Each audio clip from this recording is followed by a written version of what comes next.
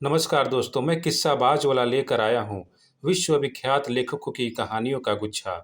दोस्तों, अगर हमारी कहानी आपको पसंद आए तो इसे लाइक, सब्सक्राइब और शेयर ज़रूर करें। तो आइए बिना देर किए शुरू करते हैं हम आज की कहानी। कहानी का शीर्षक है मुस्कान। इसे लिखा है चंडी प्रसाद हृदयेश ने। वह शुभ दिन धीरे धीरे निकट आने लगा जिस दिन सुशीला की गोद भरी पूरी होने वाली थी।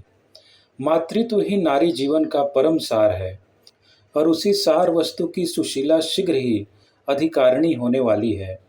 यह जानकर सुशीला के पति सत्येंद्र भी परम प्रसन्न हुए। दाम्पत्य जीवन रूपी कल्पतरु में मधुर फल के आगमन की सूचना पाकर पति पत्नी के आनंद का पारावार नहीं रहा। सुशीला के सास ससुर कोई नहीं थे, इसलिए सुशीला को कभी कभी अंतर्वेदना हुआ करती थी, पर वह व्यथा पति के पवित्र शीतल प्रेम मलिल से शीघ्र ही शांत हो जाया करती थी। सुशीला अपने गृह की एकमात्र अधीश्वरी होने के साथ ही साथ अपने पति के अखंड प्रेम की भी एकमात्र अधिकारिणी थी। सत्येंद्र सुशीला को अपनी आत्मा का ही दूसरा स्वरूप मानते थे और वे उसे अपने गले की मणिमाला के समान बड़े आदर और यत्न से रखते थे। जब से सुशीला को गर्भ स्थिति हुई तब से तो उन्होंने उसकी शुश्रूषा और सेवा की और भी सुचारू व्यवस्था कर दी थी। पहले घर में केवल एक वृद्धा दासी थी, अब उन्होंने सुशीला की समवयस्का एक और परिचारिका का भी प्रबंध कर दिया था। वे उसकी इच्छा की सदा पूर्ति किया करते थे। खाने पीने में छोड़कर बाकी उसकी और किसी अभिलाषा का वह प्रतिवाद नहीं करते थे। सुशीला के मुख से निकलते निकलते ही वे उसकी इच्छा को पूरी करते थे। प्रातःकाल और सायंकाल वे उसे अपने साथ लेकर गृह संलग्न उद्यान में शीतल मधुर वायु का सेवन करते। रात्रि में भोजन के उपरांत वे उसे धार्मिक वीर पुरुषों की पवित्र गाथाएं सुनाते। सुशीला के मन में दुख अथवा ग्लानि की एक क्षीण रेखा भी अंकित न होने पावे, इस विषय में सत्येंद्र सदा प्रयत्नशील रहते। रात्रि का प्रथम पहर व्यतीत हो चुका है। सत्येंद्र अपने कमरे में एक आराम कुर्सी पर लेटे लेटे किसी ग्रंथ का पारायण कर रहे हैं। पास ही एक दूध के फेन के समान कोमल शैया पर सुशीला लेटी हुई है। सुशीला एकटक अपने प्राणाधार के प्रोज्वल मुख की ओर देख रही है। थोड़ी देर तक इस प्रकार रूप सुधा पी चुकने के उपरांत सुंदरी सुशीला ने मृदुल मंद स्वर में कहा, नाथ, मेरी एक इच्छा है। सत्येंद्र, कहो प्रिय, निसंकोच भाव से कह डालो। मैं तुम्हारी इच्छा की अवश्य ही यथाशक्ति पूर्ति करूंगा। ऐसा करने से मुझे बड़ा आनंद मिलता है। सुशीला, सो मैं जानती हूँ देव। यदि आपने मेरी शुश्रूषा के लिए दो दो परिचारिकाएं नियुक्त कर दी हैं, पर तो भी मैं सोचती हूँ कि यदि इस समय कोई अपना आत्मीय स्वजन आ जाता तो बड़ा अच्छा होता। दोनों परिचारिकाएं मेरी बड़ी सेवा करती हैं, पर तो भी जो स्नेह जो आदर अपने आत्मीय से मिल सकता है वह इन परिचारिकाओं से प्राप्त नहीं हो सकता। सत्येंद्र, इसमें संदेह नहीं। इस विषय में मैं भी सोचता था, पर कुछ समझ में नहीं आता। बहुत सोचने पर भी कोई ऐसा आत्मीय दिखाई नहीं पड़ता जिसके आ जाने से तुम्हारी सेवा शुश्रूषा की मधुर व्यवस्था हो सके। मेरी चचेरी भाभी हैं, उनका स्वभाव तो तुम जानती ही हो, वह बड़ी कर्कशा हैं। और भी तो दो एक निकट संबंधिनी हैं, पर वे भी सब लगभग एक सी ही हैं। तुमने कुछ इस विषय में सोचा है प्रिय? सुशीला, नाथ, यदि गुण सुंदरी को बुला लिया जाए तो कैसा हो? सत्येंद्र, बहुत उत्तम, तुमने बहुत ठीक सोचा। वास्तव में उसके आ जाने से सब ठीक हो जाएगा। गुण सुंदरी सुशीला की छोटी बहन है। उसका विशद परिचय हम अगले परिच्छेद में देंगे। सत्येंद्र स्थानीय कॉलेज में साहित्य के प्रोफेसर थे। उन्होंने दूसरे दिन कॉलेज पहुंचते ही लखनऊ को, जहां सुशीला का मायका था, गुण सुंदरी को बुलाने के लिए तार भेज दिया। तीसरे दिन ही गुण सुंदरी अपने भाई के साथ आ गई। पतिव्रता स्त्री की उपलब्धि जिस प्रकार पति के लिए परम सौभाग्य का विषय है, एकांत अनुरक्त पति की प्राप्ति भी पत्नी के लिए पूर्वकृत पुण्य पुंज की उतनी ही मधुर भेंट है। गुण सुंदरी सुशीला की कनिष्ठा सहोदरा है। वह उससे 3 वर्ष की छोटी है, अर्थात इस समय उसकी अवस्था 17 वर्ष की है। गुण सुंदरी ने आते ही घर की व्यवस्था के समस्त नियमों का ज्ञान प्राप्त कर लिया और उन्हीं के अनुसार वह सुचारू रूप से गृहस्थी का विधान करने लगी। उसने आते ही सुशीला को एकांत विश्राम का अवसर दे दिया और गृहस्थी की सारी चिंता का भार अपने सर पर ओढ़कर उसने अपनी प्यारी सहोदरा को पूर्ण रूप से निश्चिंत कर दिया। गुण सुंदरी बाल विधवा है। वह अपने पति के पर्यंक पर केवल एक बार ही पौढ़ी थी और उसके उपरांत ही आज 4 वर्ष हुए उसका सौभाग्य सिंदूर दुर्भाग्य के कठोर विधान से पूछ गया। तब से गुण सुंदरी अपने पिता के घर ही रहती है। उसके पिता प्रकांड विद्वान हैं और उन्होंने भली भांति यह जान लिया था कि विधवा गुण सुंदरी के तपोमय जीवन की मृदुल अवाध गति के लिए यह अनिवार्य रूप से आवश्यक है कि उसे ज्ञान विवेक और आत्मानुभूति का पवित्र साहचर्य प्राप्त हो जाए। इसलिए उन्होंने स्वयं गुण सुंदरी को संस्कृत तथा अन्य देशी भाषाओं की उच्च शिक्षा दी थी। वाल्मीकि रामायण और महाभारत के प्रसिद्ध श्लोक की वह 10-10 बार आवृत्ति कर चुकी थी। कला कौशल तथा गृह प्रबंध की उसे पर्याप्त शिक्षा विवाह से पहले ही मिल चुकी थी। इसलिए गुण सुंदरी केवल अतुलनीय सुंदरी ही नहीं थी, वह अद्वितीय गुणवती विदुषी भी थी।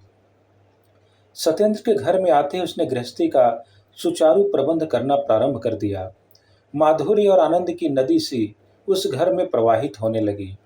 प्रातःकाल ब्रह्मा मुहूर्त में उठकर वह नित्य कर्मादि से निवृत्त हो जाती और उसके उपरांत वह गृह संलग्न उद्यान से सुमन चयन करके लाती तथा चंदन नवेद इत्यादि प्रस्तुत करके वह सत्येंद्र के स्नानादि से निवृत्त होते न होते उनकी पूजा की मधुर व्यवस्था कर देती। अपने हाथ से ही वह सुस्वाद भोजन बनाती और बड़े प्रेम से अपनी बहन और जीजाजी को जिमाती। सत्येंद्र के कॉलेज चले जाने पर उनके पठन कक्ष को साफ करके वह उनकी पुस्तकों को सुंदर प्रकार से सजा देती। सायंकाल को अपने हाथ से सुसंगित फूलों से सुरम्य गुलदस्ते बनाकर वह उनके टेबल पर लगा देती। इस प्रकार गुणवती गुण सुंदरी ने सत्येंद्र को सुशीला की प्रेममयी सेवा एवं श्रद्धामयी शुश्रूषा का अभाव कर्ण भर भी अनुभव नहीं करने दिया। सत्येंद्र भी गुण सुंदरी को स्नेहमयी श्रद्धा की दृष्टि से देखने लगे। उसके गुणों का ऐसा विकास देखकर वे बड़े संतुष्ट हुए। परिजन के प्रति ही नहीं, परिचारिकाओं के प्रति भी गुण सुंदरी का ऐसा स्नेहमय व्यवहार था कि वे भी उससे पाकर बड़ी प्रसन्न हुई और उस पर बहन की भांति प्रेम करने लगी। ऐसी सुंदरी गुणवती स्वामिनी की सेवा को वे अपना सौभाग्य समझने लगी। गुण सुंदरी अपूर्व रूप राशि की स्वामिनी थी अवश्य, पर उसने सेवन वन को यूं ही छोड़ दिया था। श्रृंगार के नाम से उसके कोमल शरीर पर एक भी आभूषण नहीं था। उसके हिम शुभ्र ललाट पर न तो कृष्ण बिंदु सुशोभित था और न उसके सहज अरुण अधर पर तांबुल राग ही विलसित होता था। उसकी उस देह माधुरी को न तो चित्रांबर ही आच्छादित करता था और न उसकी कुंतल केश राशि पर पुष्पहार ही सुगंध का विस्तार करता था। वह पहनती थी तो केवल एक स्वच्छ शुभ्र साड़ी और उसके उन्नत पुण्य पीन पयोधर आच्छादित होते थे एक खद्दर की जाकट द्वारा। बस यही उसकी वैरागमयी वेशभूषा थी, यही उसकी संन्यासमयी शोभा थी और यही उसकी पवित्र तपोमयी माधुरी थी। वह निष्कलंक आत्म प्रभा की भांति, निर्विकार तपोमयी साधना की भांति एवं तेजोमय पूर्ण पवित्रता की भांति प्रतीत होती थी। विधवा के संन्यास अथवा निष्काम कर्म योगमय जीवन का संपूर्ण रहस्य उसके आंतरिक लोचनों के सम्मुख विवृत हो चुका था और उसने पिता की पुण्यमयी शिक्षा के पावन प्रभाव से यह जान लिया था कि इस वैधव्य के दुखमय जीवन की पवित्र एवं अबाध मृदुल गति से व्यतीत करने का एकमात्र उपाय निस्वार्थ सेवामयी साधना है। गुण सुंदरी सदा निर्विकार हृदय से, निस्वार्थ बुद्धि से एवं निष्काम कामना से इसी साधना के अनुष्ठान में तन्मयी होकर रत रहती। सेवा और साधना दोनों सहोदरा हैं और उनकी जननी है पुण्य प्रवृत्ति। श्रावण शुक्ला त्रयोदशी के प्रातःकाल शुभ ब्रह्मा मुहूर्त में सुशीला ने पुत्र रत्न प्रसव किया।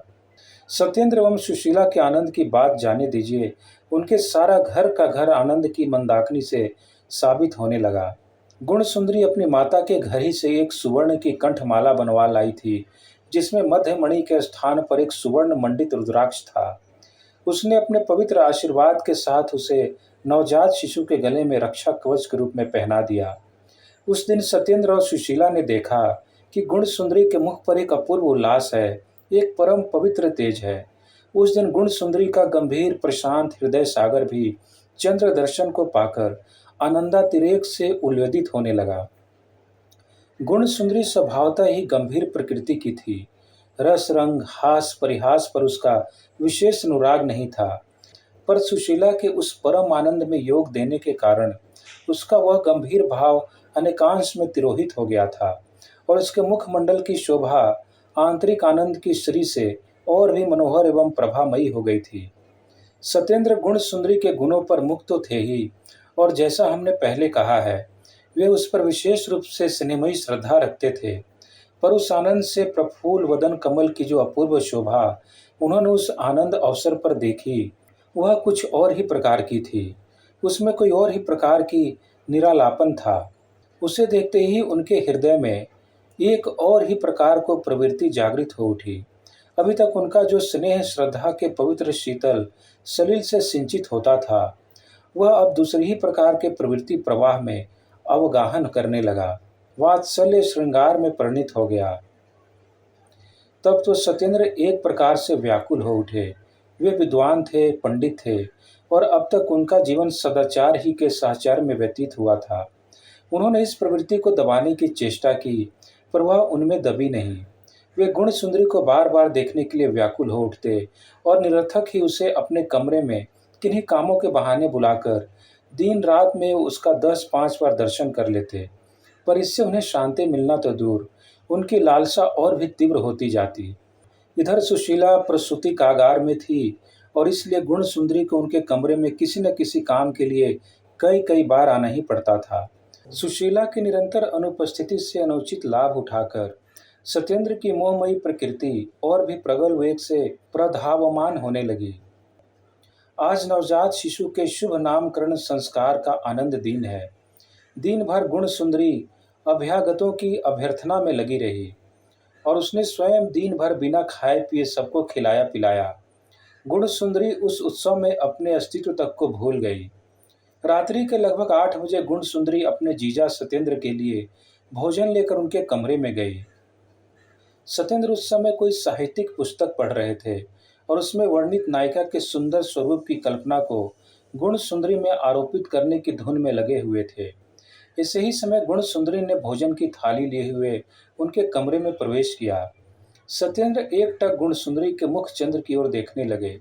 उस समय सहसा उनके मुख की आकृति कुछ बड़ी विलक्षण सी हो गई। उनकी आंखें फैल गईं, मुख विवर खुल गया, दंत पंक्ति कुछ बाहर निकल आई और उनकी चेष्टा ठीक वैसी ही हो गई जैसी किसी मूर्ख की उस समय हो जाती है जब वह अपनी दृष्टि में कोई बड़ी विलक्षण वस्तु देखता है। गुण सुंदरी को जीजा का यह आश्चर्य भाव कुछ ऐसी कौतूहलता से भरा हुआ प्रतीत हुआ कि सहसा उसके स्निग्ध मृदुल अधर पर मंद मुस्कान आ गई। उसने नीचे दृष्टि कर ली। भोजन की थाली टेबल पर रखकर वह बिना कुछ कहे सुने शीघ्र ही कमरे से बाहर चली गई। सत्येंद्र को उस रात में क्षण भर के लिए भी नींद नहीं आई। उसे ऐसा प्रतीत हुआ कि मानो उसके हृदय में, उसकी बुद्धि में, उसकी आंखों में, उसकी विवेक दृष्टि में वह मधुर मंद मुस्कान सजीव स्थिर दामिनी की भांति प्रवेश कर गई। यह एकांत सत्य है कि रूपवती रमणी की मधुर मंद मुस्कान बड़े बड़े ज्ञानी और पंडितों को भी परम मूर्खों की भांति उद्भ्रांति की गंभीर अंधकारमयी गुफा में गिरा देती हैं। धीरे धीरे ब्रह्मा मुहूर्त आ पहुंचा। मंद मंद शीतल समीर प्रवाहित होने लगी। नक्षत्रावली रात्रि भर के विहार के उपरांत परिश्रांत होकर अपने अपने प्रसाद में प्रवेश करने लगी। सत्येंद्र भी अपने कमरे से निकलकर गृह संलग्न उद्यान में जाकर घूमने लगे। उस समय उद्यान के अनेक प्रकार के प्रस्फुटित पुष्पों की सुगंध परिव्याप्त हो रही थी और शीतल समीर का संयोग पाक वह इधर उधर इठलाती फिरती थी। उसके अजल के सुशीतल स्पर्श से सत्येंद्र का उत्तम मस्तिष्क कुछ न कुछ शांत हो गया। वे इधर उधर घूमने लगे। वे अपनी उद्भ्रांत विचारमाला में तल्लीन थे। गुण सुंदरी की उस मधुर मंद मुस्कान की मूक कविता का अर्थ और भाष्य करने में वे ध्यानावस्थित से हो रहे थे। कभी वे सोचते थे कि वह मुस्कान क्रमशः परिवर्धित होने वाली प्रेम प्रवृत्ति की प्रथम झलक थी, और कभी उनका यह विचार स्थिर होता कि वह मुस्कान उनकी प्रेम भिक्षा के प्रति उपहासमयी उपेक्षा की प्रथम किरण थी। कभी वे सोचते कि गुण सुंदरी ने उस मधुर मुस्कान के द्वारा उनके प्रेम का अभिनंदन किया था और कभी उनकी यह धारणा होती कि उस अपूर्व संयमशील रमणी ने उस मुस्कान के द्वारा उनके इस अनुचित साहस का तिरस्कार किया था। सत्येंद्र निश्चित रूप से उस रहस्यमयी मुस्कान का अर्थ समझने में कृतकार्य नहीं हो रहे थे। उनकी बुद्धि उद्भ्रांत हो गई थी और उस उद्भ्रांति की संशय स्वरूपा अग्नि को हृदय में धारण करके वे इस उद्यान में घूम रहे थे। सहसा उन्हें एक ओर से गाने की ध्वनि सुनाई दी। उन्होंने कंठ स्वर से जान लिया कि गुण सुंदरी ही गुनगुना रही है। सत्येंद्र को यह जानकर और भी हर्ष हुआ कि गुण सुंदरी गान विद्या में भी अधिकार रखती है। हृदय की प्रबल प्रेरणा से परिचालित होकर वे उसी की ओर धीरे धीरे उस मधुर गाने को सुनते सुनते अग्रसर होने लगे। ठीक उसी तरह जैसे मृगी वीणा स्वर में आकृष्ट होकर उसी की ओर चलने लगती है। गुण सुंदरी का स्वर ही अभी तक सत्येंद्र को सुनाई पड़ता था, अब स्पष्ट रूप से गान भी सुनाई पड़ने लगा। गुण सुंदरी गा रही, रे मन भूलियो फिरे जग बीच, कुसुम कुसुम पे अटकत डोले, नीचे लखे नहीं मीच रे मन, एक बार फंस निकस न पहे, जैसे फंसियो कोई कीच रे मन, त्यों हृदय से सुमिर प्रभु पद को, छाड़ी मदन मद नीच रे मन। उषा देवी प्राची दिशा में स्थित होकर इस गान को तन्मयी बनी हुई सुन रही थी। उन मधुर स्वरों के स्पर्श से कोमल कुसुम रोमांचित हो रहे थे। सत्येंद्र ने प्रभात काल के उस स्निग्ध प्रकाश को देखा कि गुण सुंदरी एक हाथ से डाल पकड़े है और एक हाथ से जूही के कोमल फूल तोड़ तोड़ कर नीचे रखी हुई टोकरी में डालती जाती है। वह अपने स्कृत में तन्मयी होकर आंतरिक आनंद के आवेश में गुनगुना रही है। सत्येंद्र एक टक से इस छवि माधुरी को देखने लगे। थोड़ी देर तक इस स्वरूप सुधा को पान करने के उपरांत सत्येंद्र ने मंद मधुर स्वर में पुकारा, गुण सुंदरी। गुण सुंदरी ने चकित हिरणी की भांति पीछे फिर कर देखा। उसके हाथ से डाल छूट गई। उसने सलज भाव से प्रत्युत्तर दिया, जीजाजी। सत्येंद्र, हाँ, क्या फूल तोड़ रही हो? गुण सुंदरी, हाँ, पूजन के लिए फूल चुन रही हूँ। सत्येंद्र ने हृदय में साहस भरकर कहा, गुण सुंदरी, मैं तुमसे कुछ कहना चाहता हूँ। गुण सुंदरी ने चकित भाव से कहा, कहिए। सत्येंद्र क्षण भर के लिए चुप हो गए, फिर बोले, मुख से कहने का साहस नहीं है, मैं लिख कर दूंगा, क्या तुम उसका उत्तर देने की कृपा करोगी? गुण सुंदरी ने स्थिर भाव से कहा, जीजाजी, मेरा विश्वास है कि हृदय के जिन भावों को एक दूसरे की समुपस्थिति में मुख की भाषा द्वारा व्यक्त करने में लज्जा या संकोच मालूम हो, तो उनको लिखकर व्यक्त करना भी अनुचित ही है। उनका हृदय में घुट घुट कर मर जाना ही मेरी तुच्छ बुद्धि में बहुत अच्छा है। सत्येंद्र, ऐसा भी हो सकता है, पर मेरे प्रश्न का क्या उत्तर है? गुण सुंदरी, वही जो मैंने अभी कहा है, वह स्पष्ट है। इतना कहकर गुण सुंदरी शीघ्रतापूर्वक वहां से चली गई। सत्येंद्र और भी उलझन में पड़ गए मुस्कान की परिभाषा करने, और रास्ते में दूसरी ही शंका उठ खड़ी हुई। मानसिक ग्रंथि का तारतम्य कुछ ऐसा विलक्षण होता है कि उसको जितना ही सुलझाया जाए वह उतना ही उलझता जाता है। इसका सबसे उत्तम उपाय है अग्नि संस्कार, पर उसका अनुष्ठान उतना ही कठिन है जितनी कि सायुज्य मुक्ति की साधना। इस घटना को घटित हुए लगभग एक सप्ताह व्यतीत नहीं होने पाया था कि सुशीला के भाई हेमचंद्र जी गुण सुंदरी को बुला ले जाने के लिए आ गए। गुण सुंदरी विधवा हो जाने के कारण अपनी वृद्धा माता की और भी स्नेह पात्री हो गई थी। उस वृद्ध वयस में उन्होंने गृहस्थी का सारा भार अपने कंधों से उतारकर गुण सुंदरी के सिर पर डाल दिया था। गुण सुंदरी अपने पिता की गृहस्थी की परिचालिका थी। छोटे से छोटे काम से लेकर बड़े से बड़े काम का भार भी उसी पर था। उसका व्यथा में जीवन निरंतर कर्म के अनुष्ठान से बड़ी सरलता से व्यतीत होता जाता था। घर की एकमात्र अधीश्वरी होने के कारण ग्लानि की क्षीण रेखा तक उसके हृदय में उत्पन्न नहीं होने पाती थी। उसकी माता तो एक ओर बैठी भगवती का भजन करती थी, भौजाई इत्यादि गुण सुंदरी की अधीनता में सुखी ही रहती थी। उनकी भी चिंता कम हो जाती थी। यद्यपि सत्येंद्र ने बहुत कुछ कहा सुना, पर हेमचंद्र गुण सुंदरी को और थोड़े दिनों के लिए छोड़े जाने पर किसी भी भांति राजी न हुए। सत्येंद्र कुछ अप्रसन्न भी हो गए, पर हेमचंद ने बड़ी विनम्र भाषा में उनसे क्षमा मांग ली। उन्होंने कहा कि माताजी की अवस्था वृद्ध है, उनका शरीर बड़ा दुर्बल है, गृहस्थी के झंझट उनसे संभाले नहीं संभलते। इधर उनकी आंखों में परवाल हो गए हैं। मेरी स्त्री भी वहाँ नहीं है, मैके में है, उसकी भौजाई के लड़का इत्यादि होने वाला है, अतः वह भी नहीं आ सकती। इसलिए माता ने आपसे अनुरोध किया है कि आप गुण सुंदरी को और अधिक न रोकें। तब क्या करें? सत्येंद्र विवश थे। उनके हृदय में एक तुमुल संग्राम हो रहा था। उनके मस्तिष्क में एक प्रबल अग्नि हाहाकार कर रही थी। वे रोक नहीं सकते थे। उनके देखते ही देखते उनकी हृदय रत्न राशि को दूसरा लिए जा रहा था। सत्येंद्र बड़े आकुल हो गए, पर उपायांतर था ही नहीं, क्या करते। दूसरे दिन 5 बजे सायंकाल की गाड़ी से गुणसुंदरी का जाना निश्चित हो गया। सुशीला भी क्या करती। उसने भी एकाध बार गुणसुंदरी को छोड़ जाने के लिए हेमचंद्र से अनुरोध किया, पर हेमचंद्र की उक्ति के सम्मुख उसे भी विवश होकर अंततः स्वीकृति देनी ही पड़ी। इन 24 घंटों के भीतर सत्येंद्र ने सहस्त्रों बार यह चेष्टा की कि गुणसुंदरी से एकांत में मिलने का अवसर प्राप्त करे, पर वे बार बार विफल प्रयास हुए। गुणसुंदरी उनकी दृष्टि के सम्मुख कई बार पड़ी। कई बार उन्होंने आंखों आंखों में उससे अपने कमरे में आने के लिए आकुल अनुरोध किया, पर गुणसुंदरी ने देख कर भी नहीं कहा। उस दिन से उसने हेमचंद्र और सत्येंद्र को भोजन भी एक साथ ही कराया। सत्येंद्र को एकांत मिलन का अवसर दिया ही नहीं। अंत में वह समय आ पहुंचा जब उसकी प्राण प्रतिमा उनके घर और हृदय को अंधकार में बनाकर जाने के लिए प्रस्तुत हुई, और चलते समय भी उसका इतना निष्ठुर भाव था कि उसने एक बार भी उनकी ओर आंख उठाकर नहीं देखा। सत्येंद्र बड़े ही दुखित, आकुल और क्षुभित हो गए। अश्रु विसर्जन के साथ सुशीला ने गुणसुंदरी और हेमचंद्र को विदा किया। गुणसुंदरी ने चलते समय शिशु का मुख चूमा और आंखों में आंसू भरकर उसने बड़ी बहन को प्रणाम किया। सत्येंद्र उन दोनों को पहुंचाने के लिए साथ साथ स्टेशन तक गए। स्टेशन पर पहुंचते पहुंचते गाड़ी आ गई और एक सेकंड क्लास में हेमचंद्र गुणसुंदरी के साथ बैठ गए। सत्येंद्र प्लेटफॉर्म पर खड़े खड़े उस रूप राशि को देखने लगे। गुणसुंदरी के उस निष्ठुर आचरण ने उनके हृदय में बड़ी वेदना उत्पन्न कर दी थी। उसी समय जब ट्रेन चलने में 3-4 मिनट शेष थे, गुणसुंदरी ने अपना मुखावरण हटाकर कोमल स्वर में पुकारा, जीजाजी। सत्येंद्र ने कंपित कंठ से कहा, हाँ गुणसुंदरी, कृपा करके बहन के साथ दुर्गा पूजा की छुट्टी में अवश्य पधारिएगा। जब मैं आई थी तब माताजी ने मुझसे कह दिया था कि मैं आपसे इस विषय में अनुरोध पूर्वक उनकी आज्ञा कह दूं।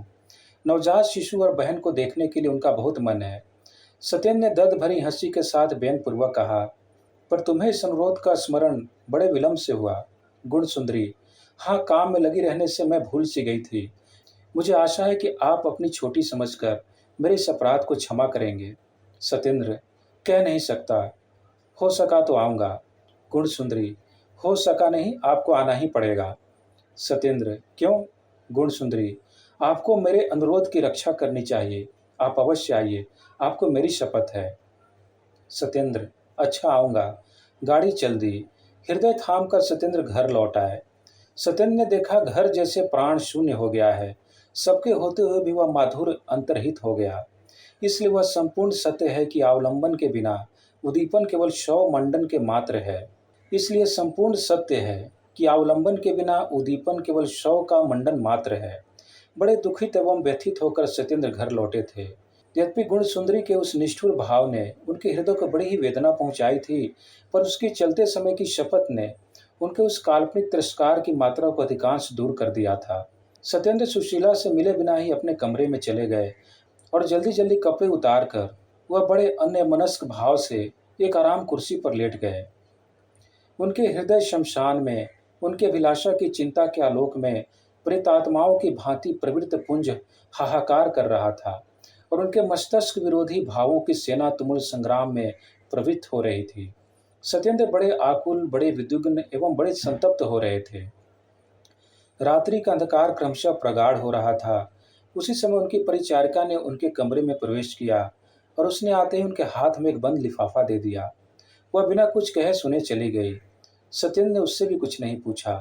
सत्येंद्र ने कांपते हाथों से पत्र खोला। बड़े उत्सुक भाव से उसे पढ़ने लगे। पत्र की प्रतिलिपि से भांति है। पूज्य जीजाजी, श्री चरणों में प्रणाम। न माना आपने, पत्र लिखी तो डाला। ज्यों ही इस नौकरानी ने मुझे आपका पत्र दिया, त्यों ही क्रोध, क्षोभ एवं ग्लानि से मेरी बुरी दशा हो गई। पत्र खोलने से पहले ही मैंने भाई हेमचंद्र को मुझे बुला ले जाने के लिए पत्र लिख दिया। एक बार मेरे मन में आया कि मैं आपका पत्र बिना खोले ही सुशीला बहन को दे दूं और इस प्रकार मैं दाम्पत्य दंड विधि के अनुसार आपको गर्भस्थ न्यायालय के विश्वासघात का समुचित दंड दिलाऊं, पर मेरी आत्मा ने मुझे ऐसा करने की आज्ञा नहीं दी। मैंने सोचा कि संभव है इसके कारण आप में और मेरी बहन में मनमुटाव हो जाए और उसका दुखमय परिणाम उस निर्दोष सरल बहन को भुगतना पड़े। पर मुझे दुख है कि आप पंडित, विद्वान एवं आचार्य होकर भी इस घृणित कृत्य की ओर प्रवृत्त होने में कण मात्र भी कुंठित एवं लज्जित न हुए। छी!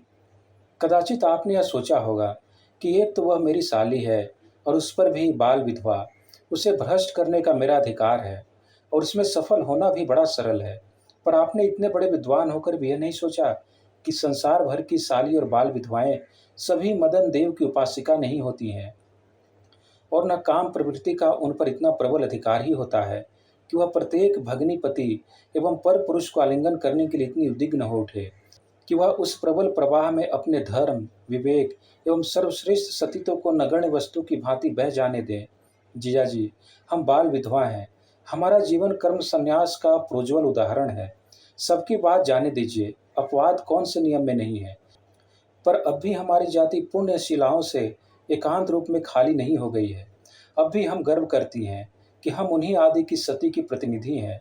हम वैधव्य के कठोर कारागार में साधना की कठोर श्रृंखला से सर्व विजयी मदन देव को जकड़कर हृदय के एक अंधकार में निभृत कोण में डाल देती हैं। जीजाजी, आप चाहे कुछ हो, चाहे बृहस्पति के साक्षात अवतार ही क्यों न हो, पर रमणी हृदय का रहस्य आप नहीं जान सकेंगे। छी! आप बड़े निर्लज हैं। मुझे जहाँ तक स्मरण है, मैंने आपके सम्मुख ऐसा कोई आचरण नहीं किया जिससे आपको ऐसा घृणित पत्र लिखने का साहस हुआ हो। हाँ, एक बार अवश्य आपको देखकर मुझे मुस्कुराहट आ गई थी। उससे आपने कदाचित यही अभिप्राय निकाला कि गुण सुंदरी मेरे इस जवा कुसुम सुगंधित चारु केश विन्यास पर, मेरी इस सुंदर मुख श्री पर एवं मेरे सिल्क सूट शोभित शरीर पर मुग्ध होकर, आनंद से कामासक्त होकर मुस्कुरा रही है। पर आपकी यह भूल थी। वास्तव में उस दिन आपने मेरी ओर कुछ ऐसे विलक्षण भाव से देखा था। आपके नेत्र विस्फारित, आपका मुख विवृत, आपकी आकृति विकृत एवं आपकी चेष्टा कुतूहलमयी थी। मुझे सहसा मुस्कुराहट आ गई। सच मानिए, मैंने उस दिन आपके मुख पर मूर्खत्व का प्रोज्वल नृत्य देखा था। बस इसलिए मैं मुस्कुरा पड़ी और पंडित प्रवर साहित्याचार्य श्रीमान प्रोफेसर सत्येंद्र MA PhD महाशय ने उसका जो अर्थ लगाया, उससे उनको मिट्टी पलीत हुई सो हुई मुझ निरपराधिनी को भी व्यर्थ में आत्मग्लानि सहनी पड़ी। जीजाजी, आपने अपनी सरल सती स्त्री के प्रति विश्वासघात किया है। आपको इसका प्रायश्चित करना चाहिए और अपने इस महाकुत्सित आचरण के लिए उस पुण्यमयी देवी से क्षमा मांगनी चाहिए। इसी में आपका कल्याण है। जीजाजी, रमणी पुष्प की भांति मधुर, रत्न की भांति प्रभामयी, प्रभात तुषार कण की भांति पवित्र, आत्मा की भांति प्रकाशमयी, साधना की भांति तपोमयी एवं भगवती शक्ति की भांति पूर्णमयी है। अतः आपको अपने कल्याण के लिए इस बात का ध्यान रखना परम आवश्यक है कि आप उसके हृदय सागर को घृणित आचरण से उद्वेलित न करें, क्योंकि उसके अंतर में ऐसी वड़वाग्नि निहित है जिसमें अपनी समस्त सृष्टि के समेत स्वयं भगवान तक भस्मावशेष हो सकते हैं। जीजाजी, मैं आपकी छोटी हूँ। यदि आपके प्रति मैंने कुछ अनुचित व्यवहार कर दिया हो या मुझसे प्रमादवश कोई अपराध बन पड़ा हो, तो उसे आप अपने उदार हृदय से क्षमा करने की कृपा करें। साथ साथ मेरी यह भी विनय है कि इस घटना से उत्पन्न होने वाली ग्लानि और वेदना को सतत साधना की सुर सरिता में प्रवाहित कर देने की सदा चेष्टा कीजिएगा। दुर्गा पूजा के अवसर पर प्यारी बहन के साथ अवश्य दर्शन देने की कृपा कीजिएगा। आपकी वात्सल्य पात्री गुण सुंदरी। पुनश्च इस पत्र के सार आपका पत्र भी लौटा रही हूँ। सच मानिएगा, मैंने आपका पत्र अच्छी तरह पढ़ा भी नहीं है। ऊपर की ही 2-4 लाइनें पढ़कर समझ गई कि उसमें कैसे कैसे भ्रष्ट विचार ग्रथित किए गए होंगे। पत्र को समाप्त करते ही सत्येंद्र का वह मुहावरण जो लालसा ने उसकी विशुद्ध विश्व दृष्टि सम्मुख डाल दिया था, हट गया। उन्होंने आत्म प्रकाश में देखा कि वह उनका आचरण कितना नीच, कितना हे एवं कितना कुत्सित है। आत्मग्लानि की प्रबल अग्नि धधक उठी और उनका सारा हृदय उसमें धक धक करके जलने लगा। आध्यात्मिक मूर्छा का नाम मोह है। लगभग 20 मिनट के उपरांत सुशीला ने अपने नवजात शिशु को गोद में लिए प्रवेश किया। आते ही उसने शिशु को सत्येंद्र की गोद में दे दिया और पास ही पड़ी हुई कुर्सी पर बैठ गई। सत्येंद्र ने शिशु को गोद में ले तो लिया, पर उनके मुख पर नित्य किसी प्रफुल्लता नहीं दिखाई दी। उनके हृदय में ग्लानि, पश्चाताप और वेदना की भीषण अग्नित्रयी धाएं धाएं करके जल रही थी और उसकी व्यथा के लक्षण उसके शुष्क मुख कमल पर सुस्पष्ट रूप से दिखलाई पड़ रहे थे। सुशीला के स्नेहमय सरस लोचनों से यह भाव छिपा नहीं रह सका और उसने बड़े आकुल भाव से सत्येंद्र का हाथ अपने हाथ में लेकर कहा, नाथ, आज आप इतने व्यथित क्यों हैं? सत्येंद्र, प्यारी, मैंने एक घोर पाप किया है और उसी की वेदना से मेरा हृदय जल रहा है। सुशीला, पाप? आप और पाप? असंभव। मैं इस बात पर विश्वास नहीं कर सकती। सत्येंद्र, तुम सरल एवं एकांत पवित्र हो, इसलिए तुम ऐसा समझती हो। मैंने तुम्हारे प्रति विश्वासघात किया है और मैं तुम्हारी क्षमा का भिखारी हूँ। सुशीला, यह उल्टी बात कैसे देव? प्रभु होकर दासी से क्षमा याचना? मुझे आपको क्षमा करने का क्या अधिकार है? मेरे प्रति आप कोई अपराध भी करें तो भी वह पाप नहीं, आपका अधिकार है। सत्येंद्र, सो बात नहीं प्रिय, पाप सदा पाप है। पाप करने का किसी को भी अधिकार नहीं है। मैं सच कहता हूँ, स्वयं भगवती राजेश्वरी कल्याण सुंदरी साक्षी हैं कि जब तक तुम मुझे अपने हृदय से क्षमा नहीं कर दोगी, तब तक मुझे शांति नहीं मिलेगी, क्योंकि तब तक मुंह खोलकर मैं अपने पाप को कहने का साहस नहीं कर सकूंगा। क्षमा, प्यारी, क्षमा। सुशीला ने साश्रुलोचना होकर कहा, नाथ, यदि मेरे ऐसा कहने से आपके हृदय को शांति मिल सकती है तो मैं आपको क्षमा करती हूँ, पर मैं यह शब्द केवल आपके एकांत अनुरोध से कह रही हूँ। नहीं तो मेरा निज विचार है कि आप मेरे लिए सदा निष्पाप हैं। पाप आपके स्पर्श मात्र से पुण्य में परिणत हो सकता है। आप मेरे ईश्वर हैं। सत्येंद्र ने सजल नेत्र होकर दोनों पत्र सुशीला के हाथों में दे दिए। सुशीला उन्हें बड़े मनोयोग पूर्वक पढ़ने लगी। साधांत पढ़ चुकने पर उसके मुख पर मंद मधुर मुस्कान दिखाई दी। सत्येंद्र के गले में बड़े प्रेम से हाथ डालकर उसने कहा, बस इतनी सी बात के लिए आपने आकाश पाताल एक कर दिया था। सत्येंद्र के लोचन युगल से अश्रुधारा पतित होने लगी। सुशीला ने अपने अंचल से उनके आंसू पोंछ डाले और फिर उसने हारमोनियम उठाकर इस चरण को बार बार मधुर स्वर में गाना प्रारंभ कर दिया। सूरदास प्रभुए अति खोटे, वह उन्हों ते अति ही खोटी, तुम जानत राधा है छोटी। सत्येंद्र भी इस बार मुस्कुरा दिए। सती का सहज सुंदर स्नेह सुर सरिता की स्वच्छ धारा से अधिक विमल, शीतल एवं पवित्र है। सुशीला की विमल अमोद लहरी के शीतल प्रवाह ने सत्येंद्र के हृदय की वेदना एवं ग्लानि को अधिकांश में प्रशमित कर दिया था, पर अब भी कभी कभी उसकी भस्म में एकाध स्फुलिंग चमक उठती है। उसे भी शांति करने के लिए सत्येंद्र सुशीला के समय दुर्गा पूजा की छुट्टी में उनके मायके को गए। बड़े आदर सत्कार से गुण सुंदरी तथा उसके माता पिता और भाई ने उनका स्वागत किया। गुण सुंदरी शिशु पाकर हर्ष से खिल उठी। दूसरे दिन की बात है। प्रभात काल का मनोरम प्रकाश धीरे धीरे फैल रहा था। रजनी का अंधकार क्रमशः पुष्पाभरण भूषिता उषा देवी के पद नख को आभा में विलीन होता जा रहा था। गुण सुंदरी उस समय घर से सटे हुए बाग में पूजा के लिए फूल चुन रही थी। इसी समय, इसी भाव में, इसी दिशा में एक दिन और सत्येंद्र ने गुण सुंदरी को देखा। सत्येंद्र ने पीछे से बड़े मधुर स्वर में पुकारा, गुण सुंदरी। गुण सुंदरी ने भी उसी प्रकार चकित भाव से पीछे मुड़कर देखा और कहा, जीजाजी, कहिए, चित्त प्रसन्न है? सत्येंद्र, दया है जग जननी की, मैं आज तुमसे क्षमा मांगने आया हूँ। तुम्हारे पत्र को पढ़कर मेरा मुंह अंतर्हित हो गया था और उस समय मुझे अपना वह व्यवहार बड़ा कुत्सित प्रतीत हुआ। मैंने उसके लिए प्रायश्चित किया है। अब मैं पवित्र होकर आया हूँ देवी, मुझे क्षमा करो। गुण सुंदरी, जीजाजी, आपको मुझसे नहीं, मेरी बहन से क्षमा मांगनी चाहिए। मेरी तो आप कुछ हानि नहीं कर सके। हाँ, अपनी स्त्री के प्रति आपने अवश्य विश्वासघात किया है। सत्येंद्र, उस सती ने मुझे क्षमा कर दिया है। गुण सुंदरी, वास्तव में हम लोग बड़े मूर्ख हैं। रमणी के भावों का, रमणी की चेष्टाओं का रहस्य जानना सहज नहीं, बड़ा दुष्कर है, कारण कि उसमें उद्भ्रांत कर देने की सामर्थ्य है। नहीं तो अधिकांश में रमणी का हृदय और मुख सरल भाव से उद्दीप्त रहता है। तुम्हारी उस मंद मुस्कान ने मुझे उद्भ्रांत कर दिया था। उसके रहस्य भेद से असमर्थ होकर ही मैंने कैसा पाप करने का साहस किया था। देवी, अब मैं अपने अपराध के लिए तुमसे क्षमा मांगता हूँ। गुण सुंदरी, जीजाजी, आप कैसी बातें कह रहे हैं? मैं आपकी छोटी हूँ, आप मेरे बड़े हैं। क्या मैं आपको क्षमा करने योग्य हूँ? सत्येंद्र ने हाथ जोड़कर घुटने टेक दिए। वे बड़े भक्ति भरित स्वर से बोले, बयस से कुल नहीं होता है, तुम महामाया की प्रतिनिधि हो। जब तक तुम मुझे क्षमा नहीं करोगी, तब तक मैं यहाँ से उठूंगा नहीं। गुण सुंदरी के सहज अरुण कपोल लज्जा से और भी गुलाबी हो गए।